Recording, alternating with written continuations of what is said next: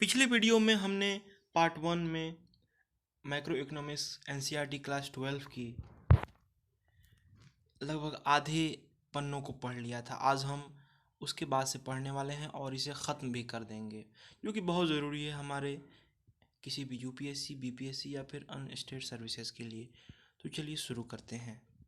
Chapter 4 determination of income and employment. जैसे कि हम पिछले चैप्टर में पढ़े थे जॉन मेनार्ड किम्स के बारे में पिछले पार्ट में, जिनके द्वारा लिखी गई बुक थी जिसका नाम था general theory of employment, interest and money. उसी के द्वारा दी गई प्लांट कुछ हम बातें पढ़ेंगे थ्योरी को। Ex ante depicts what has been planned, ex post depicts what actually happened. इसमें एक और टर्म है even if income is zero some consumption still take place. इसके बाद से कुछ हम और पढ़ना चाहेंगे तो किताब पढ़ के ही संभव है। इसके बाद से एक और ज़रूरी टर्म है पैराडॉक्स ऑफ थ्रिफ्ट। इसका अगर आसानी से मतलब समझे तो यही है कि अगर आप सेव करना चाहें तो MPS of the economy increases and the total value of savings in the economy will not increase. तो इसलिए कभी भी सेव करने पर ज़्यादा जोर नहीं दिया गया है इस थ्योरी में। अगला इसमें चैप्टर है हम चैप्टर 5 में government budget and the economy इसमें हम गवर्नमेंट के बजट को पढ़ते हैं, जैसे कि आर्टिकल 112 में हमें एनुअल फाइनेंशियल स्टेटमेंट के बारे में बताया गया है, जो कि है बजट। उसके बाद से है कि public provision means that they are finance through the budget and can be use without any direct payment. वहीं पब्लिक गुड्स में be produce by the government और the private sector. When goods are produced directly by the government it is called public production. अब हम पढ़ेंगे कुछ taxes के बारे में, जैसे कि एक होता है डायरेक्ट टैक्स, जैसे कि पर्सनल इनकम टैक्स, और फर्म्स टैक्स जैसे कि कारपोरेशन टैक्स। कारपोरेशन टैक्स लगाया जाता है सीधा किसी इंडस्ट्रीज पर।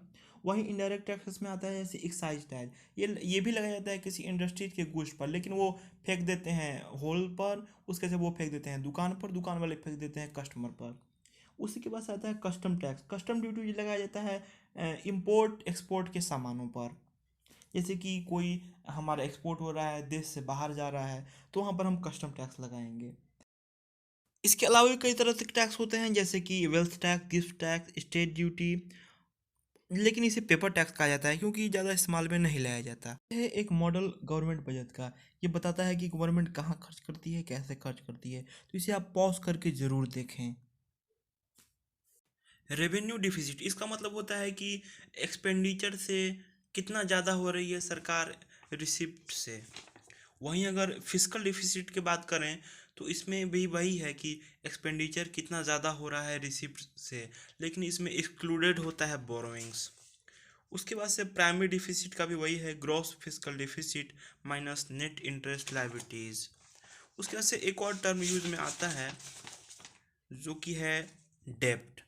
आजकल हम बहुत सुन रहे होंगे दिल्ली गवर्नमेंट के बारे में, साउथ के कुछ स्टेट्स के बारे में, पंजाब जैसे राज्यों के बारे में, जिन्होंने बहुत सारा डेब्ट ले रखा है और उनका कर्जा इतना ज़्यादा है कि सधाने में बहुत ही मुश्किल आ रही है। तो इसके बारे में कुछ पढ़ेंगे, जैसे कि it is borrowed by issuing bonds to the people living at present but may decide to pay off the bonds some 20 years later by raising taxes. These may be divided on the young population that have just entered the workforce. तो इसलिए जो अगर हम tax बढ़ जाएगा हमारे लिए, अगर आज किसी पर बहुत सारा पैसा खर्च कर रही है सरकार लोन लेकर, तो वो बढ़ जाएगा हमारे फ्यूचर जनरेशन पर, इसलिए इसे हम कम करना चाहिए। Debts act as a burden on future generation.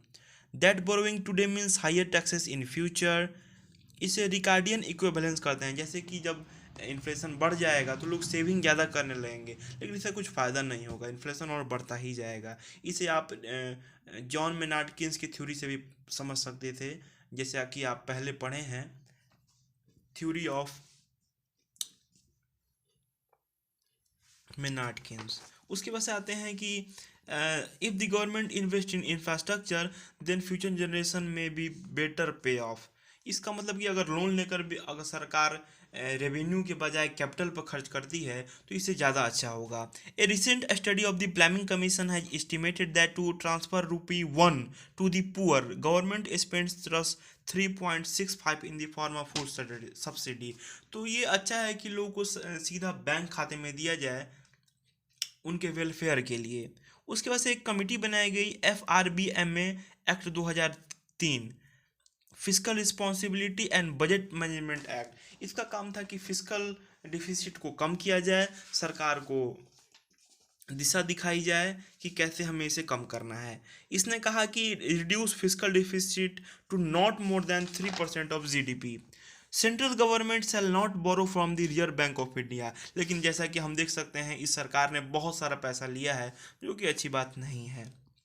GST के बारे में हम सब लोग जानते हैं, गुड्स एंड सर्विसेज टैक्स। ये 1 जुलाई 2017 को आई थी।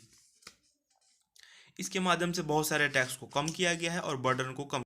लाइक शेयर सब्सक्राइब कर दें, क्योंकि इसके बाद हम इंडियन इकोनॉमी रमेश सिंह द्वारा लाई गई बुक को भी 10 से 15 मिनट में ख़त्म करने की कोशिश करेंगे, और इसके बाद economic development and policy of India को भी हम ख़त्म कर देंगे।